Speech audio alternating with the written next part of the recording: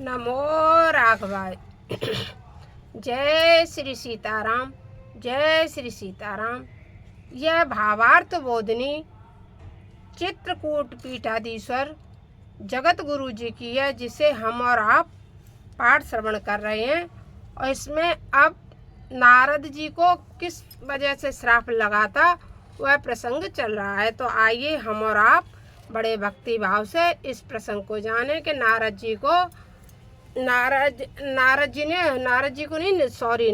जी ने भगवान को क्यों श्राप दिया था। वह प्रसंग पार्वती जी ने पूछा है। तो आइए हम और आप इस कथा को श्रवण करें। जय श्री राम, नमो राघवाय। सखी संग लय कुंवर तवे चल जनु राज मराल, देखत पिरई महीप सब कर सरोज जयमाल। नारद जी को अहंकार हो गया था कि हमने काम जीत लिया। शंकर जी ने बार बार समझाया कि तुम भगवान राम से मतलब विष्णु से मत कहना, श्री हरि से, कि हमने काम को जीत लिया है, क्योंकि वो अभिमान के अंकुर को रहने नहीं देते हैं। लेकिन नारद जी ने यह बात नहीं मानी और विष्णु जी को जा कर के ये सारा वृत्तांत कह सुनाया। जब विष्णु जी को सारा वृत्तांत सुनाया तो नारद जी को भगवान ने उनने एक माया की नगरी तैयार कर दी। उसे ही अगले ब्लॉक में बताया था हमने, उसी का ये अंगला है। तो वहाँ जाके माया की नगरी में नारद जी मोहित हो गए और मोहित होने के बाद उस कन्या पे जो काम को जीत चुके थे नारद जी, वही कन्या से विवाह करने के लिए इच्छा हुई, क्योंकि श्री हरि की इच्छा थी। बार बार पहले भी चौपाई में आया है कि जो भगवान चाहते हैं वही होता है। हम तो एक निमिष मात्र हैं, हम कुछ कर नहीं सकते हैं संसार। हम तो जो हरि की इच्छा है उसी अनुसार चलते अपना कर्म कर सकते हैं। कर्म में क्या है? भगवत भजन करो, जो सदग्रंथों में लिखा हुआ है उस अनुसार चलो। रामचरितमानस पढ़ो, रामचरितमानस में हर प्रश्न का उत्तर मिलता है। एक प्रश्न का एक उत्तर नहीं है जिसका कि हम आपका समाधान कर सकें। तो वही अब वो जो लड़की थी उसे लेकर के आई सखियाँ, और वहीं नारद जी भी बैठे थे। और नारद जी ने जो भी रूप मांगा था भगवान से, भगवान ने रूप दे दिया था और कह दिया था जिस तरह से तुम्हारा हित होगा मैं वही कार्य करूँगा। तो अब जब सखियाँ लेके आई तो जे दिस बैठे नारद फूली, सो दिस तैन बिलो क्यों भूली। जिस जगह पर नारद जी बैठे हुए थे उस जगह पे तो वो भूल के कन्या गई ही नहीं। क्यों नहीं गई? कि भगवान ने तो कह दिया था। क्यों नहीं गई वो आगे आप सुने, अभी नहीं बताएंगे। पुनि पुनि मुनि ओ कसई अकुलाई, देखे दशा हरे गन मुस्काई। और नारद जी बार बार ऐसे गर्दन कर देते थे, ऐसे गर्दन करते थे कि ये तो कन्या माई गले में माला डारे, ये कन्या हमारे गले में ही माला डारे। ऐसे सोच सोच करके नारद जी बार बार सोच रहे थे कि कन्या हमारे गले में माला क्यों नहीं डाल रही है। लेकिन माला तो तब पड़े जब कुछ अच्छा हो, भगवान ने अपना रूप दिया हो। भगवान ने कैसा रूप दिया था नारद जी को, जिसलिए नारद जी का विवाह उस कन्या के साथ नहीं हुआ। धर्म पतन तय गए कृपाला, कुंवरे हरस मेले जय माला। और विष्णु भगवान अपने पहुंच गए, श्री हरि पहुंच गए, और उस कुंवर ने जो कन्या थी उसने उनके गले में जयमाला डाल दी। दुल्हन ले गए लक्ष्मी निवासा, नप समाज सब भये निराशा। जो माया की नगरी थी जिसमें जितने भी राजा बैठे हुए थे सब निराश हो गए। और लक्ष्मी जी थी, वह कन्या कौन थी? शीलनिधि राजा जो थे उनकी जो कन्या थी वे स्वयं लक्ष्मी जी थी। तो उनको लेकर के भगवान चले गए। अब तो वो बहुत निराश हो गए। कौन? जो राजा आए हुए थे। और नारद जी भी निराश हो गए, क्योंकि उनकी तो लालसा भगवान ने लीला की थी ना, तो वो तो यही सोच रहे थे भगवान ने अपना जैसा मुझे रूप दे दिया इसलिए कन्या मुझे ही विवाह करेगी।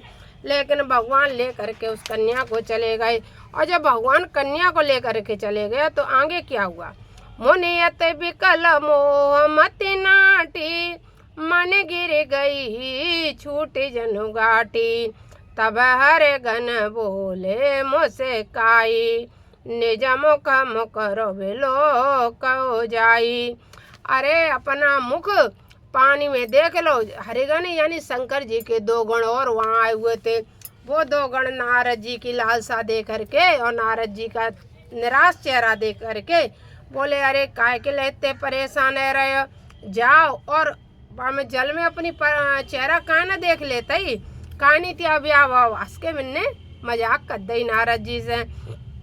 हस कहे दो बागे भय बारी, बदन दीक मुने बारे ने आरी, बेसबेलो की क्रोध अति बाड़ा, तिन्हें सराप दीन अति गाड़ा।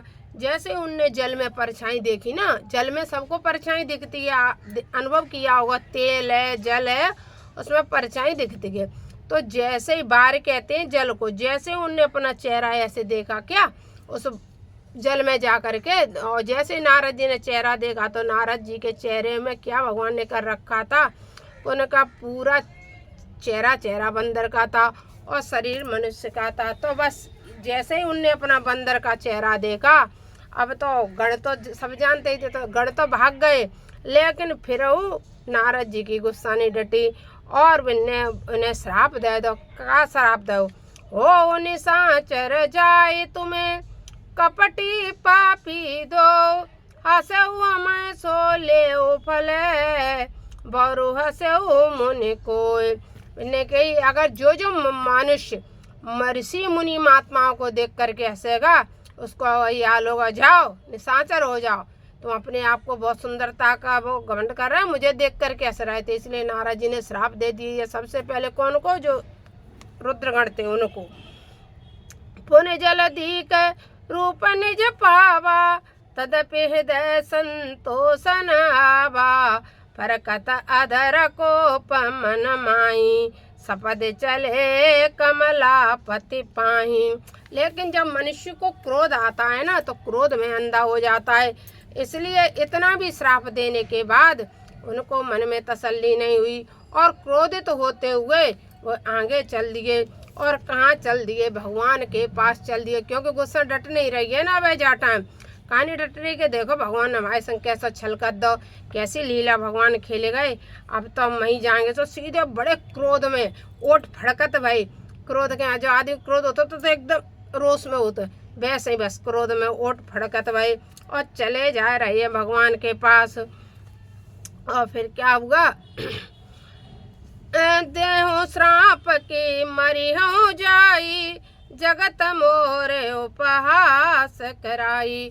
और मन में सोते जा रहे कि आज तो जाके श्री हरि को मैं श्राप दूंगा, नहीं मैं मर जाऊंगा, क्योंकि मेरी जगत में हंसी करा दी, मुझे ऐसा रूप दे करके मेरा विवाह भी नहीं हुआ, मेरी हंसी भी हुई। बीचे पंत मिले धनुजारी, संगरमा सोई राजकुमारी। और चले क्या, रास्ते में ही भगवान मिल गए। और रास्ते में मिले तो संग में वो जो कुमारी थी वह भी मिल गई। और भगवान साथ में देख करके अब तो और जलन है कि देखो हमें तो बंदर का रूप दे दो और अपन ब्याह करके लेके जा रहे। तो अब तो काय को गुस्सा डटती और गुस्सा फटे परी इनकी। जब और विशेष गुस्सा फटी तो फिर आगे क्या होता है वह भी प्रसंग सुने। बोले मधुर बचन सुरसाई, मुनि कहे चले विकल की नाई। और क्रोधित होते हुए बोले, अरे कहाँ जा रहे हो? और भगवान बोले क्रोध में और कातना के आगे पे घी डाल व्यवहार काम। तो भगवान बोले कि अरे मुनि कहाँ जा रहे हैं बड़े क्रोध में, और आग लगा दी भगवान। तो ऐसे काम करता है। सनत बचन उपजा अति क्रोधा, माया बसर न रहा मन बोधा। और जब भगवान की माया ही थी इसलिए भगवान की गूढ़ बात को नहीं पहचान सके और मन में बोध भी नहीं रहा। कितना भी ज्ञानी मनुष्य क्यों न हो, यह सबके जीवन की बात है। यदि क्रोध आता है तो उस वक्त आदमी अपना विवेक शून्य हो जाता है, उसे ज्ञान नहीं रहता है। इसलिए नारद जी को भी उस वक्त ज्ञान नहीं आ रहा था और नारद जी बड़े एक साथ क्रोध में जल रहे थे। भगवान ने कहा ना जैसे तैसे ही, और क्रोध के मारे भगवान से क्या कहने लगे नारद जी, सुनो। पर संपदा सकौ नहीं देखी, पर संपदा सकौ नहीं देखी, तुमरे ईर्षा कपट विषय की। हे भगवान तुम दूसरे की संपदा नहीं देख सकते हो, तुम बहुत कपटी हो। मतन सिंधु रुद्र वारायऊ, सुरन पेरी विष पान करायऊ। तुमने क्या किया? जब सिंधु का मंथन हुआ यानी समुद्र मंथन हुआ, तब क्या किया था तुमने? राक्षसों को विषपान करा दिया और सारा अमृत वो देवताओं को पिला दिया। तुम ऐसा छल करते हो। असुर सुरा विष शंकर आप रमा मनि चारि, स्वार्थ साधक कुटिल तुम्हें सदा कपट व्यवहार। तुम कुटिल हो, तुम का कुटिलता का व्यवहार करते हो। शंकर जी को विषपान करा दिया, तुम ऐसा व्यवहार हमेशा करते हो, कुटिलपन है, तुम स्वार्थी हो। भगवान से ऐसे ऐसे शब्द नारद जी कहने लगे। परम स्वतंत्र न सिर पर कोई, पावै मने करो तुम सोई। तुम स्वतंत्र हो, तुम्हारे सर पर कोई नहीं है। भले मंद मंद भल करऊ, विस्मय हरस नहीं कछु धरो। तुम चाहे कुछ भी कहो, मैं इस बात को नहीं मानता हूँ। तुम किसी का भला नहीं करते हो, तुम वही करते हो जो नहीं भला नहीं कह रहे हैं, पर भले ही मंद मंद भला करो। तुम बुरे को भला कर डालते हो, तुम अपने मन में शोक हर्ष कुछ भी नहीं धारण करते हो। अपने मन में तुम कुछ धारण नहीं करते, चाहे किसी का बुरा करो चाहे भला करो। तुम स्वतंत्र होते हैं, सिर पे को तो नहीं। और सच बात है, भगवान के सर पे कौन है? भगवान तो जो करेंगे सो करेंगे। भगवान तो जो भी हो सब अच्छा ही करते हैं। वैसे भगवान कभी किसी के साथ बुरा नहीं करते हैं। जिन लोगों के भी मन में भाव आता हो कि भगवान ने हमारे साथ बहुत बुरा किया, वो बड़े अभागे मनुष्य हैं, बहुत ही अभागे हम उनको मानेंगे, क्योंकि भगवान नहीं कर सकते। करता भी है इस संसार में तो ये संसार के जो लोग हैं, और ख़ास तौर पे आप देखना जो अपने पर्सनल निकट लोग होते हैं, जब जब बिगाड़ा है सबने अपने ने ही बिगाड़ा है। चाहे महाभारत देख लो या कहीं और देख लो, चाहे राम राज्य में विभीषण को और राम रावण के युद्ध को देख लो। ये तो विभीषण ही तो लंका ढाया भेदी, भगवान की शरण में गया। हालांकि यह है कि वह सत्य की राह पे था, लेकिन उगाए नुकसान तो अपनों से हुआ है। भगवान किसी का बुरा नहीं करते हैं, और लेकिन जो सत्य की राह पे होगा उसको भगवान विजयी बना देते हैं, और असत्य की राह वाले का सर्वनाश कर देते हैं। बस भगवान यह करते हैं। विभीषण सत्य की राह पे थे, भगवान के निकट गए थे, भगवान की शरण में थे, इसलिए विभीषण को लंका का राज्य दे दिया। और जो वो था दुर्योधन, वो असत्य की राह पे था, अपनी भाभी से ही कट शब्द बोल बैठा था, ऐसे निर्लज्ज शब्द बोल बैठा था, भाइयों की संपत्ति हड़पता था, इसलिए उसका सर्वनाश हो गया। जो असत्य और बेईमानी की राह पे चलेगा उसका सर्वनाश हो जाता है। जो भगवत भजन पे चल करके सत्य की राह पे चलता है उसको राम राज्य में लंका जैसा राज्य भी मिल जाता है। भगवान कभी किसी के, भगवान की जो तराजू में पावर है वो किसी की तराजू में पावर नहीं, इसलिए भगवान तो स्वतंत्र ही है, वो सब कुछ अच्छा ही करते हैं। डहक पर चऊ सब काऊ, अति असंक मन सदा उछाऊ, कर्म शुभाशुभ तुम्हें न बाधा, अब लगे तुम्हें न काहू साधा, भले भवन अब बायन दीना, पावोगे फलयापन कीना, बंचे मोए जबन धरि देह, सोई तनु धरहि श्राप ममया। अब क्रोध में जल रहे कह रहे हैं, भले ही तुमने कुछ भी किया हो, ठगते ठगते अब इस क्रिया से परिचित हो गए हैं, तुम्हारा मन अत्यंत निर्भीक है, तुम्हारे सदा उत्साह बना रहता है, शुभ और अशुभ कर्म तुम्हें बाधित नहीं करते हैं। अब तुम्हें अच्छे घर में बाइन अर्थात अनुबंध का धन दिया है, तुम अपने किए का फल पाओगे। जो शरीर धारण करके तुमने मुझे ठगा है, तुम वही धारण करके मेरे यह श्राप है। जिन्हें कहा तुमने मुझे मनुष्य शरीर दे करके मेरे साथ जो किया है और बंदर का मुंह दिया है।